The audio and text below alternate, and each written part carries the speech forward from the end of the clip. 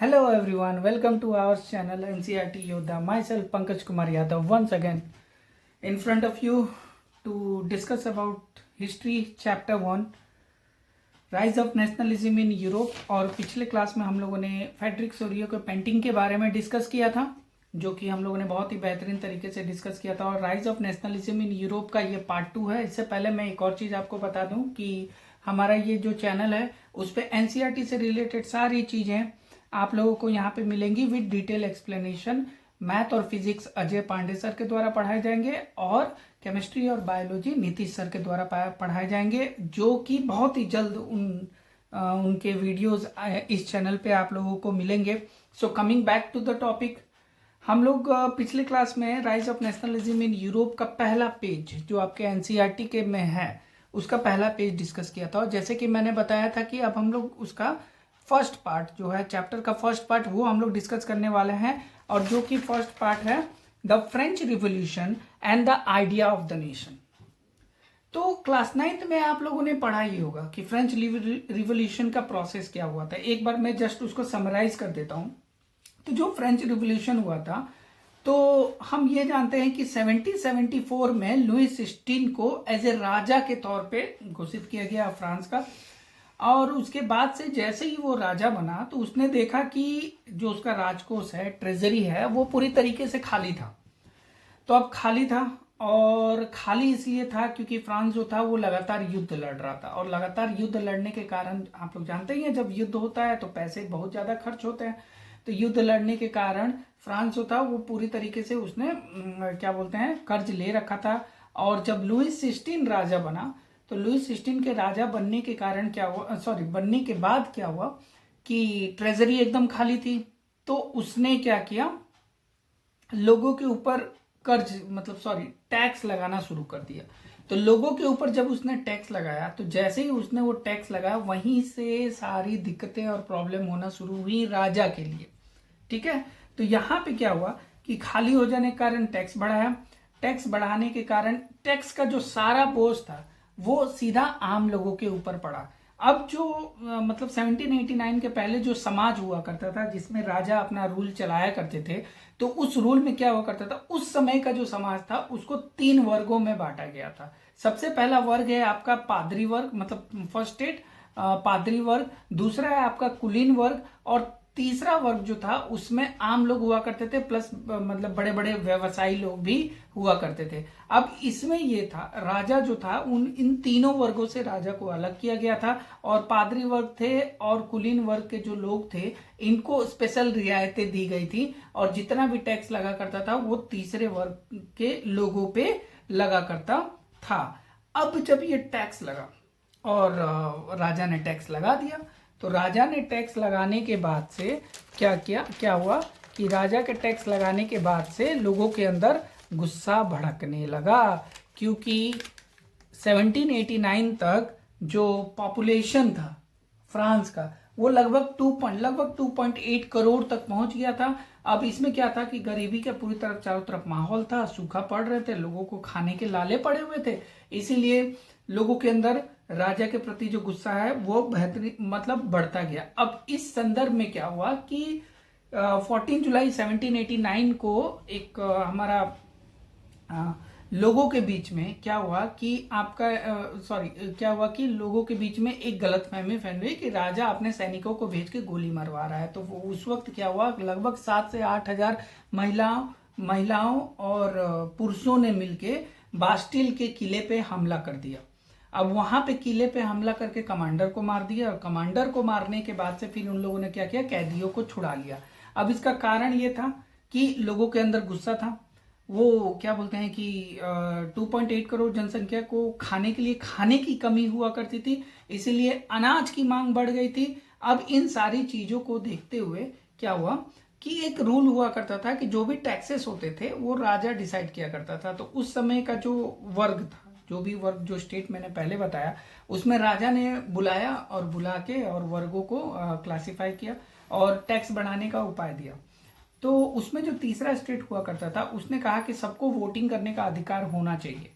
तो इस पे राजा ने अपना वीटो पावर लगा दिया, कहा कि जिस प्रक्रिया से जितने लोग वोट दे रहे हैं सिर्फ वही लोग वोट दे सकते हैं। तो इस पर क्या हुआ, जो तीसरे वर्ग के लोग थे वो बहुत ज़्यादा गुस्सा हो गए और 4 अगस्त 1789 को क्या हुआ कि गुस्सा होने के बाद जो मैंने पहले बताया कि वो हमला किए थे, तो 4 अगस्त 1789 को राजा ने नेशनल असेंबली, जो लोगों ने अपना थर्ड स्टेट के लोगों ने जो अपना समूह बनाया था उसको मान्यता दे दी और राजा ने ये भी स्वीकार कर लिया कि मैं संविधान के अंदर रहूंगा। अब इस पे क्या हुआ, 1789 तक तो मतलब नेशनल असेंबली ने राजा के पावर को कम कर दिया, लोगों कहा कि अब जनता मतलब राज करेगी। तो उसने भी अपने कुछ वोटिंग पैटर्न्स रखे कि कौन लोग वोट दे सकते हैं, कौन लोग वोट नहीं दे सकते हैं। उसमें 50,000 लोगों का मतलब 5 लाख लोग लगभग वोट करते थे, उसमें से 50,000 लोग अपना एक स्टेट बनाते थे और उसी में से उन लोग क्या करते थे, आगे वोट करते थे। तो इसमें ज़्यादातर क्या किया गया, अमीरों के हाथ में ही पावर दिया गया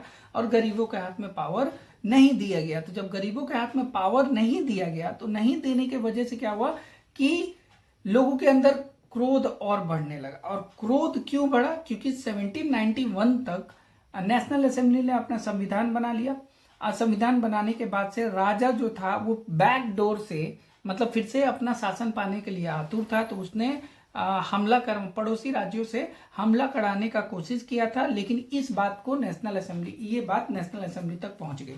और जब ये बात नेशनल असेंबली तक पहुंच गई तो 1792 में नेशनल असेंबली ने प्रसा और क्या बोलते हैं ऑस्ट्रिया पे हमला कर दिया। और प्रसा और ऑस्ट्रिया पे हमला करने के वजह से जितने भी लोग थे, मर्द लोग जो थे, वो सारे क्या बोलते हैं लड़ाई करने चले गए। और लड़ाई करने चले जाने के बाद से क्या हुआ कि जितने भी महिलाएं थी उन सारी महिलाओं का क्या बोलते हैं कि घर चलाने की जिम्मेदारी आ गई और इससे ये सारे लोग बहुत ज्यादा क्रोधित हो गए। और इस बात को लेके लोगों ने क्या किया, 1792 की गर्मियों में जैकोबिन क्लब्स के लोगों ने विद्रोह, मतलब जो महिलाएं थी और चाहे जो गरीब वर्ग के लोग थे, उन्होंने एक क्लब बनाया अपना, जो कई सारे क्लब्स बनाए जिसमें जैकोबिन क्लब सबसे ज्यादा फेमस हुआ। और उन्होंने 1792 की गर्मियों में विद्रोह कर दिया और 10 अगस्त 1792 को हमला किया और राजा को बंधक बना लिया। मतलब ये जो क्या बोलते हैं कि ये जो हमारे थे गरीब वर्ग के जो लोग थे उन लोगों ने, तो सबसे पहले क्या स्टेट हुआ, पहले राजा हुआ, नेशनल असेंबली ने राजा को हटा दिया, फिर अपना राज चलाया। फिर वहां से अमीरों को ज्यादा हक देने की वजह से गरीब लोग जो थे वो क्या हुए, वो क्रोधित हो गए, उन्होंने विद्रोह किया, विद्रोह करके जैकोबिन क्लब बनाया और 10 अगस्त तक क्या करते हैं हमला करके राजा को बंदी बना लिया। अब आगे का सेशन क्या हुआ, 21 सितंबर 1792 को राजतंत्र मतलब इस जैकोबिन लोगों ने राजतंत्र को गणतंत्र घोषित कर दिया गया। और 21 जनवरी 1793 को लुइस 16 जो था उसको ऑलरेडी फांसी दे दिया गया। अब तो फांसी दे दिया गया। अब इस प्रकार से सारी चीजें चलती रही, चलते चलते धीरे धीरे क्या हुआ, इसमें आपका जैकोबिन क्लब के बाद से भी एक और नया शासन आया जिसको हम लोग डायरेक्टरी शासित फ्रांस के तौर पे जाना जाता था, जिसमें 2 विधान परिषद हुआ करते थे। और इन दोनों विधान परिषदों में 5-5 सदस्यों की कार्यपालिका नियुक्त की गई। और 5-5 सदस्यों की कार्यपालिका नियुक्त करने के बाद से इन दोनों के बीच में झगड़ा होने की वजह से क्या बोलते हैं हमारे नेपोलियन भाई साहब का उदय हुआ। अब नेपोलियन भाई साहब का उदय हुआ, अब यहां तक नेपोलियन भाई साहब का उदय हुआ। नेपोलियन भाई साहब के उदय होने के कारण एक मतलब नेपोलियन के अंदर एक बहुत बड़ा क्षेत्र आया। नेपोलियन भाई साहब का उदय होने के बाद से उन्होंने गणतंत्र को खत्म करके फिर से राजतंत्र को शुरू कर दिया गया। और उसमें लेकिन नेपोलियन ने क्या किया, 1804 में नागरिक संहिता मतलब एक अपना नेपोलियन कोड लगाया, जिसमें उसने बहुत ही अच्छे तरीके से उसने क्या किया था, बहुत ही अच्छे तरीके से उसने क्या किया था कि अपना रूल्स एंड रेगुलेशंस को बनाया था, जिससे कि एक पूरे अच्छी तरीके से सरकार चल सके। नेपोलियन ने बेसिकली एक मतलब वो राजा के तौर पे राज किया करता था, लेकिन उसने क्या किया, पूरे प्रजातांत्रिक तरीके से एक पूरी तरीके से सिस्टम बना रखा था और उस सिस्टम के तौर पे उसने अपना राज किया। चलिए, अब इसमें ये तो आपका मतलब क्या बोलते हैं कि एक स्टोरी था, आइडिया था कि क्या क्या घटनाएं हुई। इन घटनाओं के साथ, ये तो फ्रेंच रिवॉल्यूशन। अब आइडिया ऑफ द नेशन कहाँ से आया? तो आइडिया ऑफ द नेशन के लिए क्या हुआ, जो फ्रांस के लोग थे, फ्रांस के लोगों ने अपनी एक सामूहिक पहचान बनाना शुरू किया। सामूहिक पहचान बनाने के साथ साथ उन्होंने क्या किया, नागरिकों को एक जैसे विचार रखने के लिए कहा। मेन पॉइंट, नागरिकों को एक जैसे विचार रखने के लिए कहा। पितृभूमि को मतलब ला पैट्रिया मतलब अपने पितृभूमि को और भी ज्यादा बढ़ा चढ़ा के गुणगान किया, जिससे कि लोगों के अंदर राष्ट्र के प्रति एक भावना आ सके। एक नेशनल फ्लैग बनाया, और नेशनल फ्लैग बना के इन लोगों ने क्या किया, सबको एक साथ समेटने की कोशिश कि एक केंद्र प्रशासित क्या बोलते हैं कि रूल्स एंड रेगुलेशंस बनाए, जिसमें सभी लोग क्या थे, समान कानून के हिसाब से आया करते थे। आयात और निर्यात मतलब इंपोर्ट और एक्सपोर्ट का जो शुल्क हुआ करता था उसको खत्म कर दिया, और एक समान क्या किया, एक समान जो वेट का जो ऐसा यूनिट, स्टैंडर्ड यूनिट है, वो एक समान रखने का क्या, जिससे कि जितने भी व्यापारी थे उन सारे व्यापारियों को क्या बोलते हैं, एक स्टेट ऑफ बाउंड्री के अंदर बिजनेस करने में बहुत ज्यादा हेल्प हो सके। और इन लोगों ने लैंग्वेज, भाषा को मतलब भाषा को एक समान कर दिया, और ज्यादातर इन लोगों ने फ्रेंच भाषा को लिखना और पढ़ना स्टार्ट किया। तो ये सारे ऐसे कुछ आइडिया थे जिससे कि एक राष्ट्र की तरफ फ्रांस बढ़ चुका था, जिसमें आपके मातृभूमि के मातृभूमि की तरफ आपका क्या बोलते हैं कि लगाव होना। दूसरा पॉइंट है आपका कि सभी नागरिकों को एक समान अधिकार देना। तीसरा पॉइंट है सबके लिए कानून एक समान होगा। चौथा पॉइंट है इंपोर्ट एंड एक्सपोर्ट की ड्यूटी को मतलब फ्री ट्रेड कर दिया गया। पांचवा है आपका क्या बोलते हैं कि पांचवा आपका जो आता है वेट के स्टैंडर्ड को एक समान रखा गया। और उसके बाद से फिर आपका जो वेट के स्टैंडर्ड को एक समान रखने के बाद से जो भाषा के तौर पे थी, भाषा के तौर पे आपका फ्रेंच को रखा गया। और इसमें हम कह सकते हैं कि कई सारे क्या बोलते हैं गाने भी बनाए गए, राष्ट्रध्वज भी बनाए गए, जिससे कि लोगों को क्या हुआ, लोगों को राष्ट्र के प्रति, देश के प्रति, डेमोक्रेसी के प्रति, जनता के शासन के प्रति लोगों को एकजुट इकट्ठा किया जा सके। अब इसमें नेपोलियन जब आया था, नेपोलियन जब 1804 में आया था, तो उसने क्या किया, संपत्ति के अधिकार को सुरक्षित किया। नेपोलियन ने क्या किया, जन्म के आधार पर विशेषाधिकार को खत्म कर दिया गया, जो कि हमारे पादरी वर्ग को मिला करता था। जन्म के आधार पर जो भी विशेषाधिकार थे उसको खत्म कर दिया गया। और उसके बाद से इसने और भी कई सारी चीजें की। जन्म के आधार पर विशेषाधिकार उसने कानून के समक्ष बराबरी, संपत्ति का अधिकार सबको कर दिया। और उसके बाद से भूदास मतलब जो स्लेवरी थी, स्लेवरी को भी इसने क्या बोलते हैं मुक्ति दिलाई।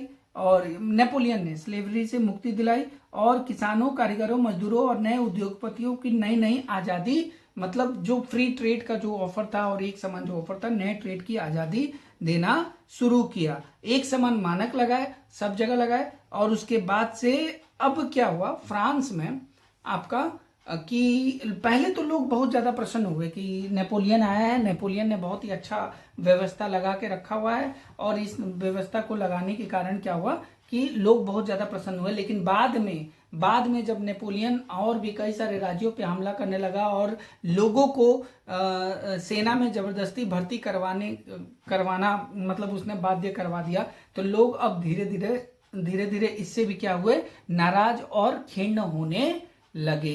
तो ये था आपका जो सेकंड पार्ट है, इसमें फ्रांसीसी क्रांति and idea of the nation. तो आइडिया ऑफ द नेशन में और एक बार मैं कहना चाहूंगा कि लोगों ने मतलब पितृभूमि की तरफ आपका फ्रांस के लोगों ने जब पूरा जो सिस्टम हुआ, पहले राजा हुआ, उसके बाद जैकोबिन क्लब हुए, उसके बाद फिर नेशनल असेंबली हुआ, उसके बाद फिर जैकोबिन क्लब हुआ, उसके बाद डायरेक्टरी हुआ, उसके बाद नेपोलियन आया।